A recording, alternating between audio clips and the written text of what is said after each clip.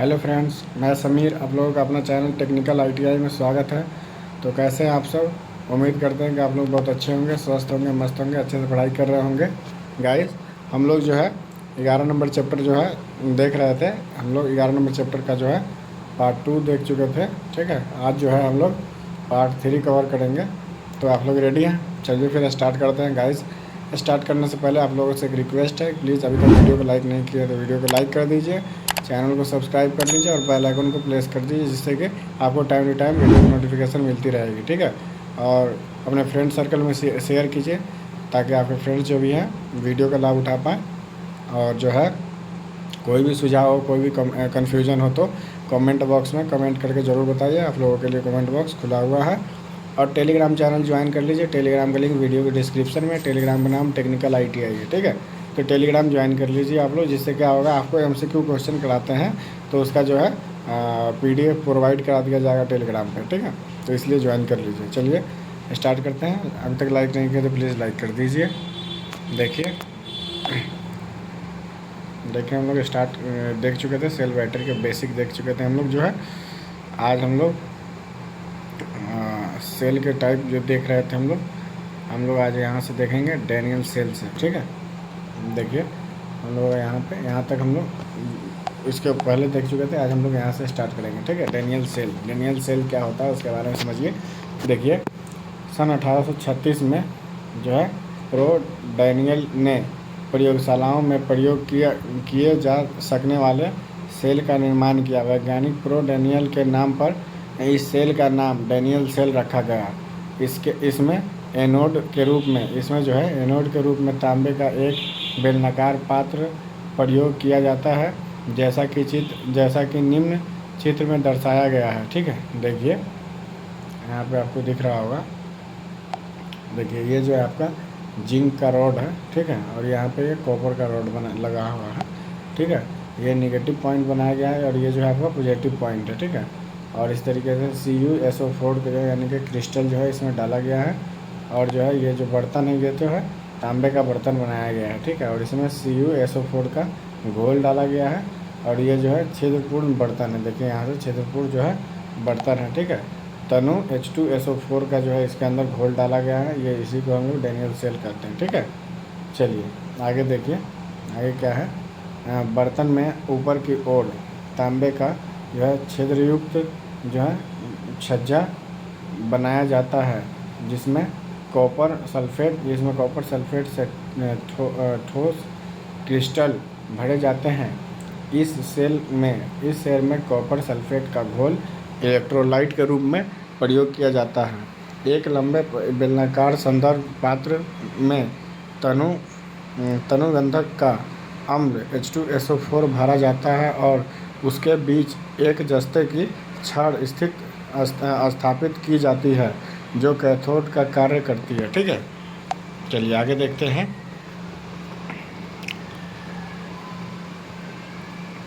देखिए आगे क्या है, यहाँ से देखिए रासायनिक क्रियाएं। देखिए यहाँ पर रासायनिक क्रियाएं, इसके बारे में देखिए। रासायनिक क्रियाएं क्या होती है उसके अंदर। देखिए इलेक्ट्रोलाइट H2SO4 में हाइड्रोजन के धन तथा सल्फेट के ऋण आयन उपस्थित होते हैं। ठीक है, H2SO4 जो है आपका 2H प्लस जो है आपका H2 के पावर 2 माइनस होता है 4। ठीक है, एनोड तथा कैथोड को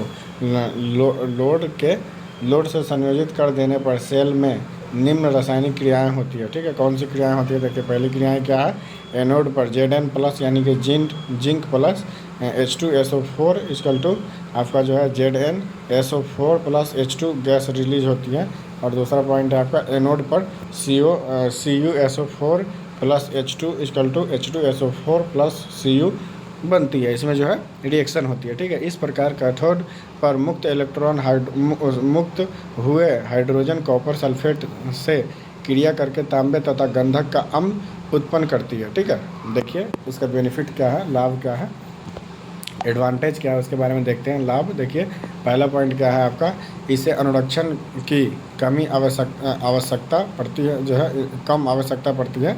इसके जो है अनुरक्षण की कम आवश्यकता पड़ती है। ठीक है, अगला पॉइंट क्या है, दूसरा पॉइंट है, यह वातावरण पर कोई जो है विपरीत प्रभाव नहीं डालती है। ठीक है, इस पे जो है वातावरण से कोई नुकसान नहीं होता। ठीक है, चलिए इसका नुकसान, डिसएडवांटेज क्या है उसके बारे में देख लीजिए। हानि क्या है, देखिए प्राथमिक सेल होने के कारण इसे पुनः आवेशित नहीं किया जा सकता। ये जो है प्राथमिक सेल है, इसे हम लोग दोबारा से आवेशित नहीं कर सकते, यानी कि दोबारा से चार्ज नहीं कर सकते। ठीक है, एक बार ये डिस्चार्ज हो गया तो जो है इसे हम लोग दोबारा से चार्ज नहीं कर सकते। ठीक है, इसके कारण इसका ये नुकसान है इसका। ठीक है, देखिए दूसरा क्या है, दोष एवं निवारण, उसको हम लोग सही कैसे कर सकते हैं। ठीक है, उसके बारे में देखिए, उसका दोष क्या है, निवारण क्या है। देखिए डैनियल सेल में कॉपर सल्फेट द्वारा जो है ध्रुवाच्छादन दोष को उत्पन्न ही नहीं होने दिया जाता, जिसके अतिरिक्त जस्ते की छड़ को तनुगंधक के अम्ल में डुबोकर सरनद्र पात्र में रखा जाता है, जिससे स्थानीय क्रिया दोष भी उत्पन्न नहीं होता। ठीक है, देखिए उसका अनुप्रयोग क्या है, एप्लीकेशंस क्या है, उसके बारे में समझते हैं। देखिए इसका उपयोग प्रयोगशालाओं में स्थिर वोल्टेज प्रदान करने वाले गैस के रूप में किया जाता है। ठीक है, इसका जो हम लोग जो है स्थिर वोल्टेज प्रदान करने वाले गैस के रूप में हम लोग उपयोग करते, सेल के रूप में उपयोग करते हैं, गैस नहीं है सेल के रूप में उपयोग करते हैं। ठीक है, आगे देखिए अगला पॉइंट है आपका लेग्रांची सेल। ठीक है, देखिए ये तीसरा नंबर पॉइंट है लेग्रांची सेल। ठीक है, लेग्रांची सेल क्या होता है इसके बारे में हम लोग समझते हैं। देखिए वोल्टाइक तथा डैनियल सेल से गंधक का अम्ल प्रयोग किया जाता है, अतः लेग्रांची ने अम्ल रहित प्रकार के सेल का निर्माण किया। इसमें कांच के बेलनाकार पात्र में अमोनियम क्लोराइड NH4Cl का घोल भरा जाता है, जो इलेक्ट्रोलाइट का कार्य करता है, जैसा कि निम्न चित्र में दर्शाया गया है। ठीक है, देखिए क्या है, किस तरीके से है। देखिए यहाँ पे जो ये वाला रॉड दिख रहा है, ये आपका जस्ता का छड़ बनाया गया है। ठीक है, और उसके ऊपर जो है ये इसका जो हम लोग जस्ता का जो छड़ है, इसका हम लोग उपयोग किस लिए करते हैं, कैथोड के लिए करते हैं, निगेटिव पॉइंट बनाने के लिए करते हैं। और उसके बाद जो एक और होता है कार्बन रॉड होता है, कार्बन का जो छड़ होता है उसको हम लोग एनोड पॉइंट यानी कि पॉजिटिव पॉइंट बनाने के लिए इसका उपयोग करते हैं। ठीक है, उसमें ये जो होता है एक छिद्रपूर्ण बर्तन लगाया जाता है, डाला जाता है, और उसके आगे जो है कांच का बर्तन होता है, और जो इसमें घोल होता है NH4Cl का घोल डाला जाता है। और इस बीच में जो क्या होता है कार्बन एवं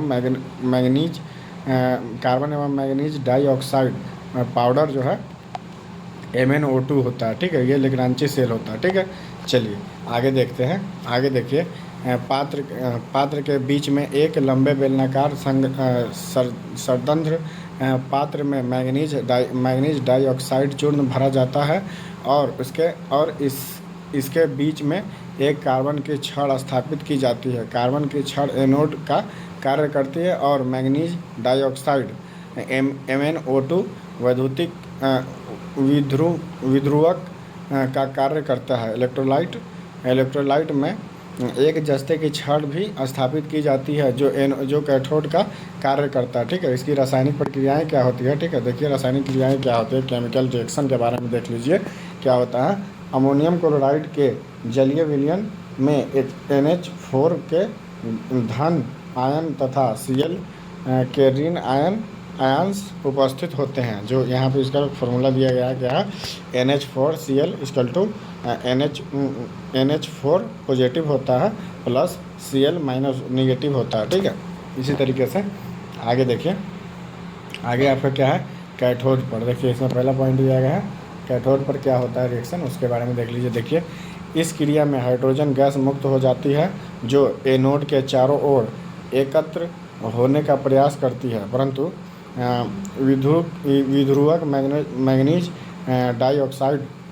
डाइऑक्साइड उसे जल में परिवर्तित कर देता है। ठीक है, देखिए Zn plus 2NH4Cl = ZnCl2 plus 2NH3 plus H2 हो जाता है, जो उसका पहला फार्मूला। और पहला रिएक्शन और दूसरा रिएक्शन यहाँ पे एनोड पे होता है। एनोड पे क्या रिएक्शन होता है, 2MnO2 plus H2 = Mn2O3 plus H2O। ठीक है, आगे देखिए क्या है, इस क्रिया में उत्पन्न हुआ मैंगनीज पैराऑक्साइड वायु से ऑक्सीजन ग्रहण करके पुनः मैंगनीज डाइऑक्साइड में परिवर्तित हो जाती है। ठीक है, ये जो है ऑक्सीजन ग्रहण करने के बाद क्या होता है, मैग्नीज डाइऑक्साइड बन जाता है। ठीक है, देखिए इसमें रिएक्शन किस तरीके से होता है, 2Mn2O3 plus O2 is equal to 4MnO2 हो जाता है। ठीक है, इसका एडवांटेज क्या है, लाभ क्या है, उसके बारे में देख लीजिए। इसका जो एडवांटेज है यहाँ पे देखिए दिया गया है। एडवांटेज क्या है, पहला पॉइंट है यह अपेक्षाकृत सस्ती होती है, यह जो है अपेक्षाकृत सस्ती होती है। दूसरा क्या है, यह क्षारीय बैटरियों सेलों के साथ परिवर्तनीय होती है। ठीक है, और लास्ट पॉइंट क्या है, यह बाज़ार में विभिन्न वोल्टेज प्रयासों पर उपलब्ध है। ठीक है, देखिए इसका तो लाभ देख चुके, एडवांटेज देख लिए। अब डिसएडवांटेज देखिए, इसकी हानि क्या है। देखिए पहला पॉइंट क्या है, इन सेलों में लीकेज की संभावना रहती है, इस जो है इसमें जो है लीकेज बहुत ज़्यादा होता है। ठीक है, दूसरा पॉइंट क्या है, इन सेलों का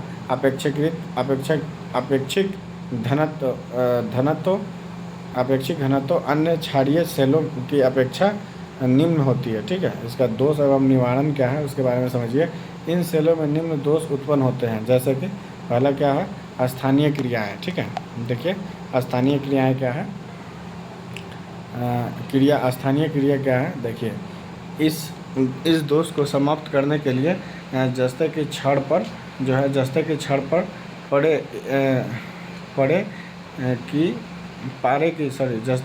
पारे की परत चढ़ाई जाती है।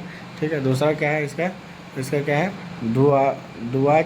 छादन जो है इस दोष में समाप्त करने के लिए एनोड के चारों ओर मैग्नीज डाइऑक्साइड चूर्ण भरा जाता है, जो विधुरक का कार्य करता है। ठीक है, चलिए आगे देखिए, आगे क्या है, अन्य विवरण क्या है इसका, अन्य विवरण के बारे में देख लेते हैं।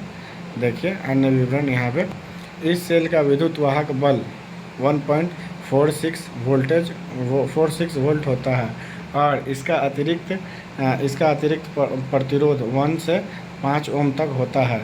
इस सेल में विध्रुवन क्रिया धीरे धीरे संपन्न होती है, अतः विद्युत वाहक बल भी रुक कर प्राप्त होता है। ठीक है, अनुप्रयोग क्या है इसका, एप्लीकेशंस क्या है, इसके बारे में समझते हैं। देखिए इस सेल का उपयोग ऐसे कार्यों में किया जाता है जिन्हें रुक कर विद्युत धारा की आवश्यकता होती है, जैसे विद्युत घंटी, टेलीफोन, फ्लैश लाइट, खिलौने आदि। ठीक है, चलिए आगे देखिए, अगला पॉइंट क्या है यहाँ पे, शुष्क सेल हैं, ड्राई सेल के बारे में जानते हैं। ड्राई सेल क्या होता है उसके बारे में समझते हैं। देखिए इसे कार्बन जिंक सेल भी कहते हैं। ठीक है, ड्राई सेल को हम लोग कार्बन जिंक सेल भी कहते हैं। इस सेल के अंतर्गत जस्ते का एक बेलनाकार पात्र होता है जो कैथोड का कार्य करता है। पात्र के ठीक मध्य में एक बर्तन की छड़ स्थापित की जाती है जो एनोड का कार्य करती है। ठीक है, इस छड़ के चारों ओर एक मोटे कपड़े की थैली में manganese dioxide MnO2, carbon C, ammonium chloride NH4Cl तथा जिंक क्लोराइड ZnCl2 के चूर्णों को जो है 10:10:2:1 के अनुपात में जो है मिलाकर भरा जाता है। ठीक है, यह मिश्रण विद्रुवक का कार्य करता है। ठीक है, इस थैली के चारों ओर अमोनियम क्लोराइड, जिंक क्लोराइड तथा प्लास्टर ऑफ पेरिस की जो है लुब्धि जो है इसमें जो है पेस्ट जो है लगाया जाता है। ठीक है, देखिए भरा जाता है, भरी जाती है। ठीक है, जो इलेक्ट्रोलाइट का कार्य करती है। सेल के ऊपरी सिरों को भली भांति बंद कर दिया जाता है। ठीक है, देखिए यहाँ पे जो इसे यहाँ पे दिख रहा है धनात्मक टर्मिनल है इसका, और ये जो है आपका ये सील कैप है। ठीक है, ये वाला जो आपको दिख रहा है ये सील कैप होता है, और ये आपका पॉजिटिव टर्मिनल होता है। ठीक है, उसी तरीके से ये जो एक तरीके से ये जो दिख रहा है इसे हम लोग कार्बन इलेक्ट्रोड बोलते हैं, ये जो है धनात्मक होता है। और जो यहाँ पे ये वाला बाहर वाला पार्ट दिख रहा है इसे हम लोग जिंक इलेक्ट्रोड कहते हैं, जो ऋणात्मक होता है। ठीक है, जिंक इलेक्ट्रोड होता है जो ऋणात्मक का काम करता है। ठीक है, उसी तरीके से देखिएगा क्या होता है, ये जो पार्ट होता है अंदर में इसे हम लोग इलेक्ट्रोलाइट पेस्ट कहते हैं। ठीक है, ये इलेक्ट्रोलाइट पेस्ट होता है, और ये नीचे वाला जो पार्ट होता है इसे ऋणात्मक टर्मिनल कहते हैं। ठीक है, और इस सभी से मिल करके क्या बना होता है, आपका शुष्क सेल बना होता है। यहाँ तक क्लियर है आप लोग। चलिए आगे हम लोग देखते हैं शुष्क सेल का रासायनिक क्रिया है। ठीक है, केमिकल रिएक्शन क्या होता है उसके अंदर। केमिकल रिएक्शन देख लीजिए क्या है, रासायनिक क्रियाएं इसका देखिए। इस रासायनिक क्रियाएं भी लिग्नांची सेल के भांति ही होती है, ठीक है। NH4Cl is equal to NH4 positive जो होता है यानी कि धनायन होता है, प्लस Cl जो होता है ऋणायन होता है। कैथोड पर क्या होता है देखिए, कैथोड पर जो रिएक्शन होता है ये Zn+2NH4Cl is equal to ZnCl2 plus 2NH3+H2 होता है, ठीक है। और वहीं पे क्या होता है, एनोड पे क्या काम करता है, एनोड पे जो रिएक्शन होता है वो हो जाता है यहाँ पे 2MnO2 plus H2 is equal to Mn2O3 plus H2O, ठीक है। और इसका दूसरा रिएक्शन होता है जो Mn2O3 plus O2 is equal to 4MnO2 हो जाता है, ठीक है। इसका एडवांटेज देख लीजिए, एडवांटेज क्या है शुष्क सेल का, देखिए शुष्क सेल का जो एडवांटेज है, लाभ क्या है। पहला पॉइंट है देखिए, इसका आकार छोटा होता है जिससे इसका उपयोग छोटी इलेक्ट्रॉनिक युक्तियों में किया जाता है, ठीक है। दूसरा पॉइंट है इसका, ये अपेक्षाकृत सस्ती होती है, ये पर्यावरण पर जो है विपरीत प्रभाव नहीं डालती है, ठीक है। पर्यावरण पर क्या होता है, विपरीत प्रभाव नहीं डालती है, ठीक है। ये इसका एडवांटेज है। डिसएडवांटेज क्या है, इसकी हानि क्या है, इसके हानि के बारे में हम लोग समझते हैं।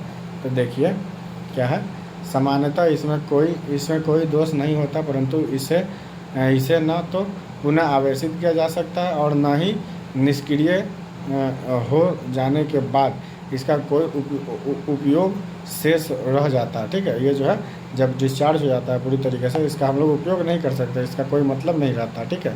अन्य विवरण क्या है इसका, देखिए इसका विद्युत वाहक बल 1.4 से 1.5 वोल्ट तक होता है, ठीक है। ये जो है 1.4 से ठीक है 1.5 वोल्ट तक होता है, ठीक है। और कार्य क्षमता सामान्यतः 0.084 AH से 5.625 AH तक रहती है, ठीक है। इसका आकार व्यास इंटू ऊंचाई जो होता है 13 इंटू 51 मिलीमीटर से 33 इंटू 61 मिलीमीटर तक होता है, ठीक है।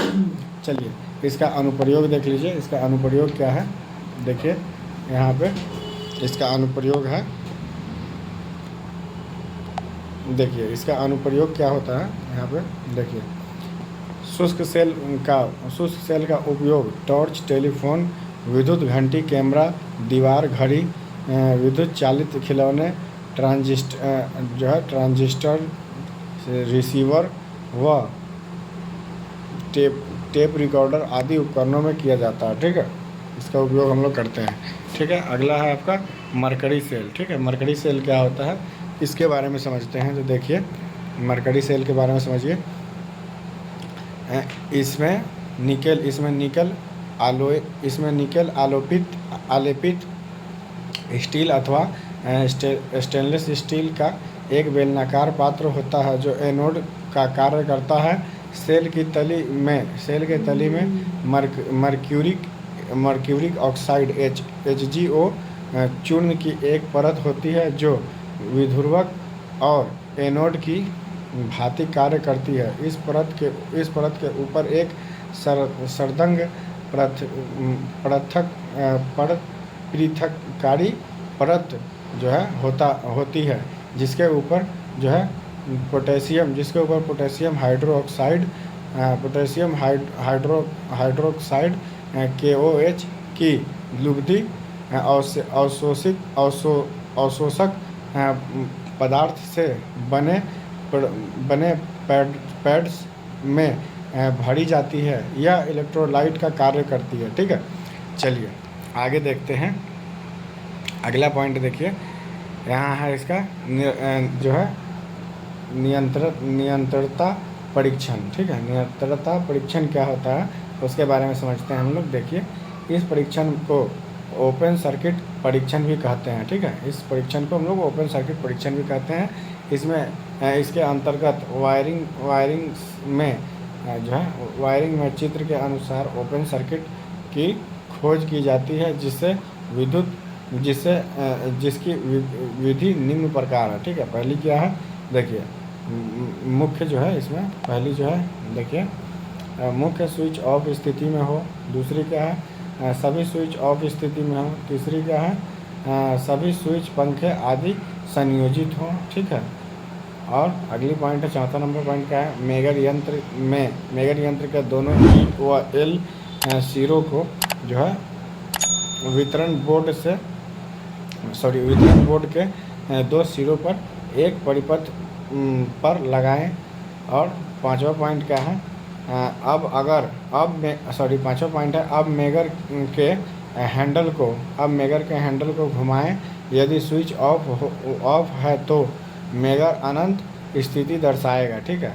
अगला पॉइंट है आपका, यदि उप परिपथ के किसी एक स्विच को ऑन किया जाए तब मेगर शून्य 0 जो है विक्षेपित दर्शाएगा, ठीक है। देखिए इसका फिगर किस तरीके से दिखता है, यहाँ पे दिख रहा है आपको, देख लीजिए। ये आपका क्या है, हटाए जाने वाला ब्रॉन्ज जो है परिपथ फ्यूज है, और यहाँ पे आपका ब्रॉन्ज न्यूट्रल केबल है, ठीक है। इस तरीके से यहाँ पे होल्डर में संयोजित लैंप है, और यहाँ पे आपका लिंक परिपथ में व्यवस्थित पंखा है, ठीक है। और यहाँ पे आपका जो दिख रहा है ये मेगर है आपका, और ये आपका सभी स्विच ऑफ है, और यहाँ पे देख लीजिए क्या है, फ्यूज व लिंक आउट है, ठीक है। ये जो आपका दिख रहा है यहाँ पे ये मेन स्विच ऑफ है, और उसके नीचे आपका देखिए यहाँ पे दिया गया निरंतरता या खुला परिपथ परीक्षण है, ठीक है। इसी तरीके से करते हैं हम लोग। देखिए आगे क्या है, इसका जो है निष्कर्ष क्या है, निष्कर्ष क्या निकलता है। देखिए निष्कर्ष के बारे में दिया गया है। पहली पॉइंट देखिए यहाँ पे निष्कर्ष है। पहला पॉइंट क्या है, यदि किसी विद्युत उपभोग इकाई की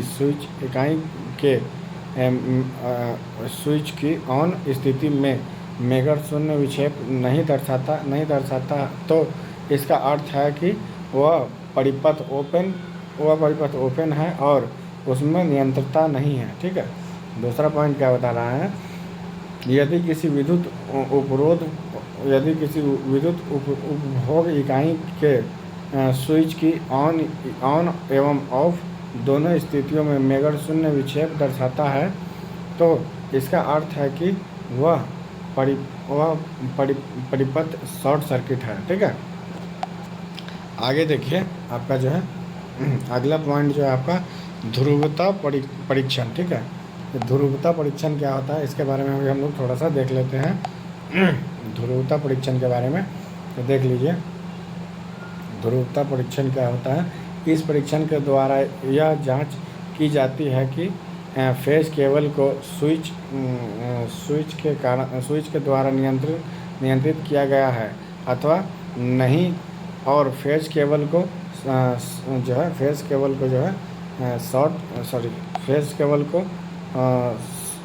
सॉकेट के दाएं पिन में संयोजित किया गया है अथवा नहीं। इस परीक्षण कार्य के लिए जो है टेस्ट लैंप, ठीक है, टेस्ट लैंप अथवा जो है नियॉन टेस्टर प्रयोग किए जाते हैं, ठीक है। नियॉन टेस्टर, जो टेस्टर के अंदर जो बल्ब लगा होता है उसे ही हम लोग नियॉन बल्ब बोलते हैं, ठीक है। उसके हेल्प से हम लोग टेस्ट करते हैं, ठीक है। अब हम लोग जो है हम लोगों का जो अगला टॉपिक है, देखिए क्या है अगला टॉपिक यहाँ पे, टेस्ट लैंप द्वारा परीक्षण, ठीक है। तो यहाँ से जो है हम लोग कल देखेंगे अगले वीडियो में, ठीक है। आज हम लोग इतना ही रहने देते हैं। तो बताइए वीडियो कैसा लगा। उम्मीद करते हैं कि आप लोगों को वीडियो बहुत अच्छा लगा होगा। तो बताइए, अगर वीडियो आप लोगों को अच्छा लगा तो लाइक कर दीजिएगा, चैनल को सब्सक्राइब कर लीजिएगा। अभी तो बेल आइकन जो है कमेंट, कोई भी सुझाव हो, कोई भी कन्फ्यूजन हो तो कमेंट करके ज़रूर बताइएगा। अपने फ्रेंड सर्कल में शेयर कीजिएगा ताकि वो लोग जो है वीडियो का लाभ उठा पाए, ठीक है। और टेलीग्राम चैनल ज्वाइन कर लीजिए, टेलीग्राम का लिंक वीडियो के डिस्क्रिप्शन में है। फिर मिलते हैं आप लोगों से अगली वीडियो में। जब तक आप लोग अपना ध्यान रखिए, ख्याल रखिए, ठीक है। Take care, bye bye.